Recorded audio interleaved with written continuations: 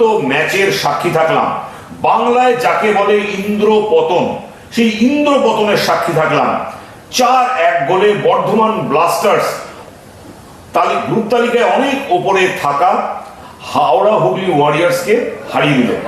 এবং আজকের ম্যাচে আমরা অসাধারণ পারফরমেন্স দেখলাম বর্ধমান ব্লাস্টার্সের নতুন ইনক্লুশন ফরেনার ক্রিস্টোফারের। এই নিয়ে আমরা আলোচনা করব। আমার সঙ্গে রয়েছেন প্রাক্তন দুই দিকপাল ফুটবলার অ্যালভিটো ডিপুনা এবং দীপঙ্কর রায়। আমি সবার প্রথমে অ্যালভিটোর কাছে যাচ্ছি। অ্যালভিটো, এই রেজাল্ট কি তোমার এক্সপেক্ট করেছিলে?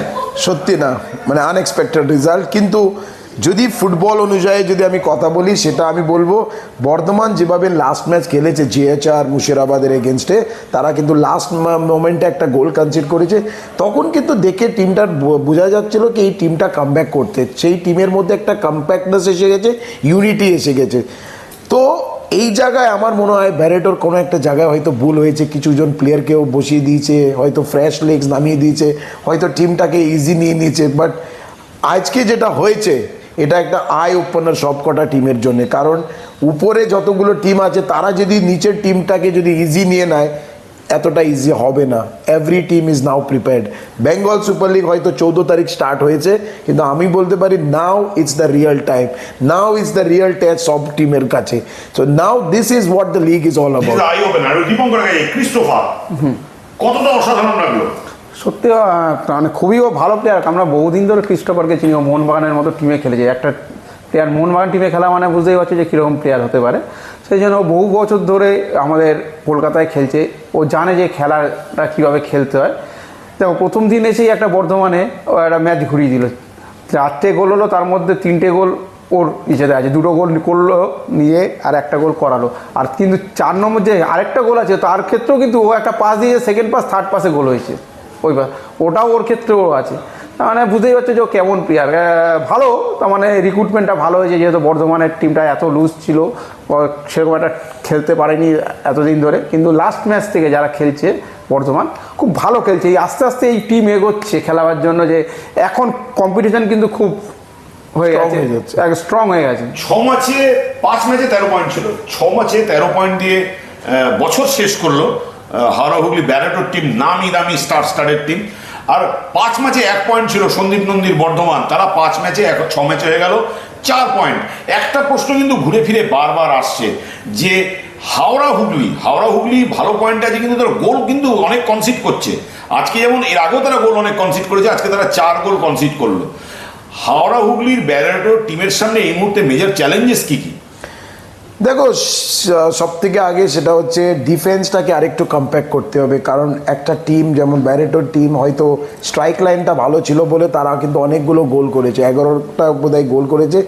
এর আগের ম্যাচে তারা কিন্তু 7টা গোল কনসিড করেছে, আজকে নিয়ে 11টা goal concede. I think that's a huge number. 6টা ম্যাচে 11টা গোল কনসিড করা, that's a very big number. তো ব্যারেটোকে প্রথম এই জায়গায় একটু কাজ করতে হবে। সব ম্যাচে কিন্তু স্ট্রাইকাররা ম্যাচ জিতে দিতে পারবে না। ফুটবলে একটা বলা আছে, strikers makes you win the games, defence make you win the টুর্নামেন্টটাও। এই জিনিসটা ব্যারেটোকে মাথায় রাখতে হবে। তো আজকের দিনে আমি বলবো ব্যারেটোর কাছে একটা লার্নিং এক্সপিরিয়েন্স, সেভাবে সময় খুব কম, কীভাবে টিমটাকে কম্প্যাক্টনেস আনবে, কীভাবে ডিফেন্সটাকে একটু ইউনিটিটা স্ট্রং করবে, সেইগুলো দেখতে হবে। বাট ডেফিনেটলি ব্যারেটো একটা এক্সপিরিয়েন্স কোচ, তার কাছে প্রচুর knowledge. But definitely he will work on the errors, যেই জায়গায় মিস্টেক্সগুলো হয়েছে। আশা করি নেক্সট ম্যাচে ওরা কম্প্যাক্ট ফুটবল খেলবে। 24টা ম্যাচ আমরা ইতিমধ্যেই দেখলাম এবং বেশ কিছু বিদেশি ফুটবলার, আজকে বিদেশি ফুটবলার নিয়ে আলোচনা করতেই হচ্ছে। আমরা আন্ডার-19 প্লেয়ারদের নিয়ে যেমন আলোচনা করছি, বিদেশি ফুটবলার আজকে ইম্পর্টেন্ট, কারণ ক্রিস্টোফার আজকে 2 গোল করলো। বিদেশি ফুটবলার এই টুর্নামেন্টে আমরা বেশ কিছু পাচ্ছি। ইতিমধ্যে ব্যারেটোর টিমে আছে, আমরা দেখেছি পাওলো সিজার, আমরা দেখেছি নর্থ বেঙ্গল ইউনাইটেড এফসিতে আছে অ্যামো এভেনজার, মোটাও ভালো খেলেছে। আজকে এই ছেলেটি হলো এই বিদেশি ফুটবলার বিএসএল কে কতটা ইন্টারেস্টিং করছে। সত্যি কথা বলতে, সত্যি যে কটা ফরেনার দেখলাম, 3-4টে ফরেনার, এদের মধ্যে জোটার নাম মধ্যে ভুলে গেলাম, জোটা আছে।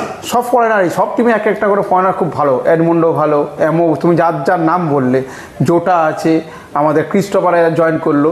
তো মানে সবাই ভালো খেলছে। আমি তো ভাবছি যে ফরেনার এইখান থেকে কলকাতা লিগে যদি এবার ফরেনার অ্যালাউ করে, আমার মনে হচ্ছে খেলাটাও আরো ভালো লাগবে। সেটাই না, হয়তো এই ফরেনার, আমি এই জায়গায় ফরেনার যেমন গোটা টুর্নামেন্টের ঘোর বদল করে দিয়েছে। অ্যালবিট, আমি তোমার কাছে যেটা জানতে চাই যে আন্ডার-19 আন্ডার 19 প্রতি দলে এক একজন করে অসাধারণ আন্ডার 19 প্লেয়ার খেলছে। এই আন্ডার 19 প্লেয়াররা এই ফরেনারদের সঙ্গে কম্পিটিটিভ ফুটবল খেলছে, তারা কত ইন্সপিরেশন পাচ্ছে। অবশ্যই দেখো আন্ডার 19 তারা যারা খেলছে প্রত্যেক টিমে কিন্তু প্রচুর লোড নিয়ে খেলছে।